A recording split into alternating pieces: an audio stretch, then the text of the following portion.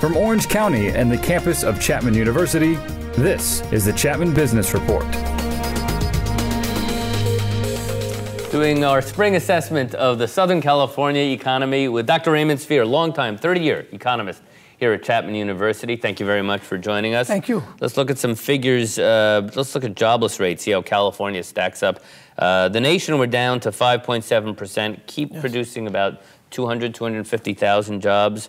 California is still stubbornly high, 49th highest in the country, but much better, say, Orange County, and we know Northern California. So relative to the rest of the country here in Southern California, Orange County, we're now doing better, right? We're doing better than California and better than the nation as a whole. That is true. You know, we have some industries like the high-tech industries. We have the surgical and dental instruments industries, the pharmaceuticals, all those industries around healthcare. They have been doing very well, and that's why our unemployment rate is rather lower than California. Sure. And we have the professional services, legal services, accounting services, other services, financial services, so where employment is really very strong. And that's why Orange County is doing better than the rest of the state. We lose our most valuable public company, Allergan.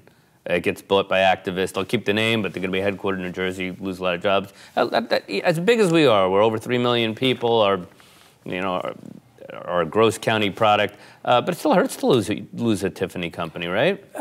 It's a public relations kind of thing, and it is true. We have now one less major company known worldwide that's no longer quoted here. They're big in the giving community, things like that. Yes, that is true. So that is true.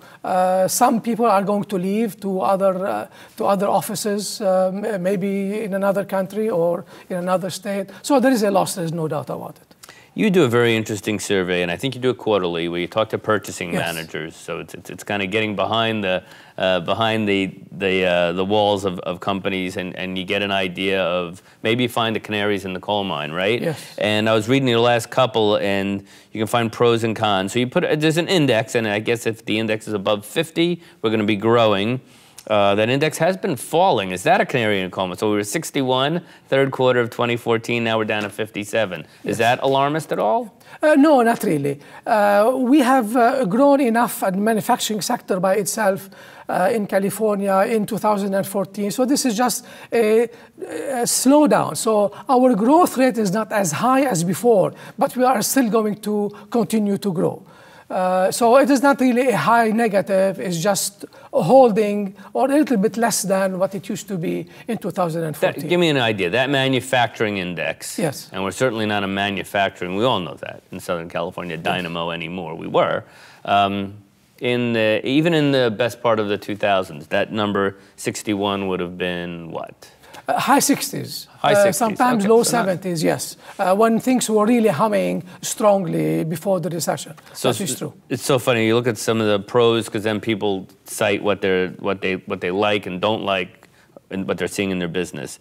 Pros: strong housing market. This is is all of California, right? Yes.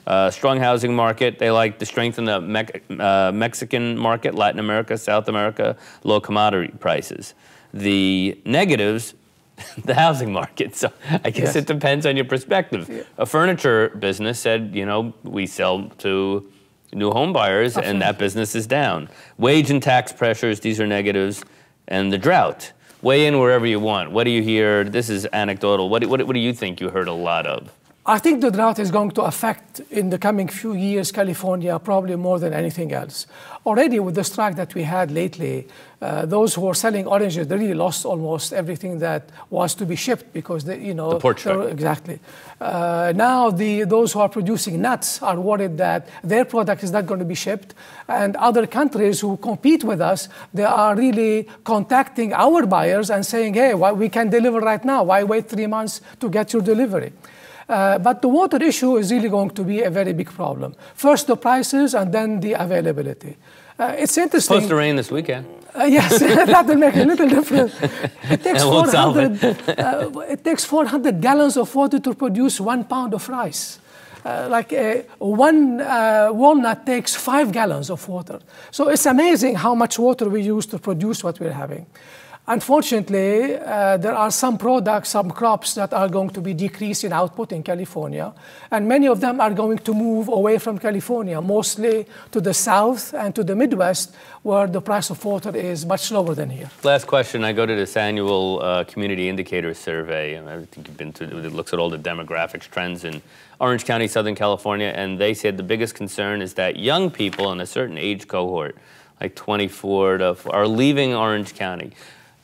They cite that as their biggest concern. Is that your biggest concern for Southern California? Because they can't buy a home here. That's the biggest reason. Many people leave Orange County because of the housing issue. I mean, the Inland Empire grew so fast Bedroom community in the to Orange 60s, 70s, and now because of what's happening in the high prices in Orange County. So I don't know if it's something new.